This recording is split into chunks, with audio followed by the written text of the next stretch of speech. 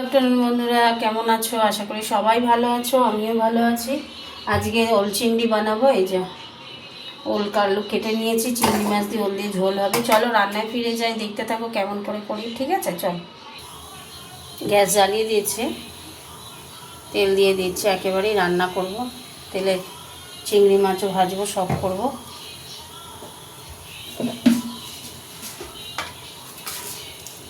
একটু মিষ্টি দিয়ে দিলাম, তেলটা গরম হোক। তেল গরম হয়ে গেছে, তেজপাতা শুকনো লঙ্কাটা দিয়ে দিলাম, কয়েকটা গোটা জিরে দিলাম,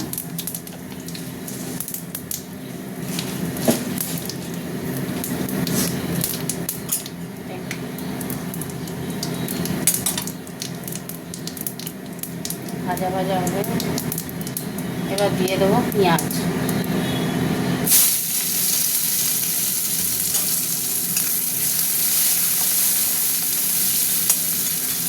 পেঁয়াজটা একটু ভাজা ভাজা হতে থাক। পেঁয়াজের সঙ্গে চিংড়ি মাছগুলো দিয়ে দিলাম, চিংড়ি মাছ ওল চিংড়ি করবো তো, পেঁয়াজের সাথে চিংড়ি মাছগুলো ভাজা হতে থাক।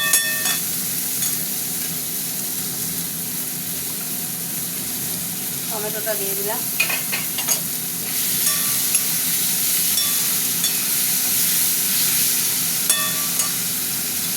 নরম হোক একটু। এবার আমি ওল আর আলুটা দিয়ে দিলাম, ভাজবো। আবার কিরম করে ছাড়িয়েছে।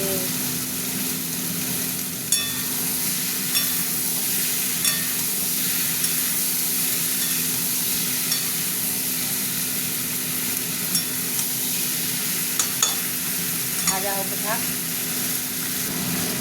ভাজা ভাজা হয়ে গেছে। মশলা দিয়ে দিলাম, মশলা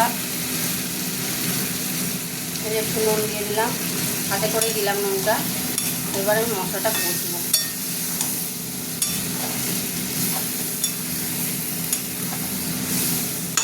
কষা হতে থাক।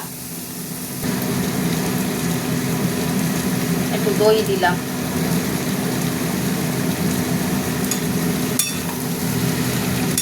এখনো কষা হবে, হতে থাক।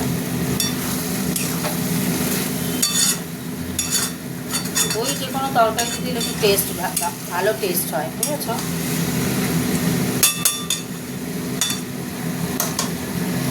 আরও দইটা দিলাম, ওল তো দেখবে গাল চুল, যদিও চুলকানোর থাকে, তাহলে দইটা দিয়েছি যেহেতু গাল চুলকাবে না। হতে থাক। বন্ধুরা, এই যে মশলা কষা হয়ে গেছে, তেল ছেড়ে দিয়েছে। এবার আমি জল দিয়ে দিলাম। মিষ্টি তো তেলেই দিয়েছিলাম, চিনি।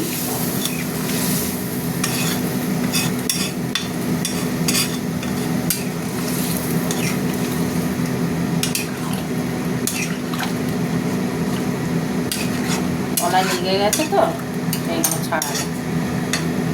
আর একটু জল দেবো, ঝোল হবে তো, ওল চিংড়ির ঝোল। বাহ, একদম পারফেক্ট, কিচ্ছু দিতে লাগবে না। চাপা দিয়ে দিয়ে আস্তে আস্তে হোক। কতগুলো লঙ্কা দিয়ে দিলাম, কাঁচা লঙ্কা। সিদ্ধ হয়ে গেছে কিনা দেখি। এই যে সিদ্ধ হয়ে গেছে, ওগুলো তো সিদ্ধ হয়েই যাবে। এই যে হয়ে এসছে রান্না, আর একটু পরেই নামিয়ে দেবো, চাপা দিয়ে রাখি। চলো, তরকারি হয়ে গেছে, একদম কমপ্লিট, দেখার কিছু নেই।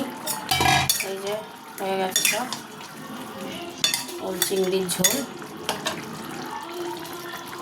চাপা দিয়ে দিলাম, গ্যাস অফ করে দিলাম। তোমাদের সাথে চলো কথা বলে নিই একটু। তো আজকে ওল চিংড়ি করলাম, কেমন হয়েছে কমেন্ট করে জানিও বন্ধুরা। টাটা, কমেন্ট করো কেমন, ভুলো না।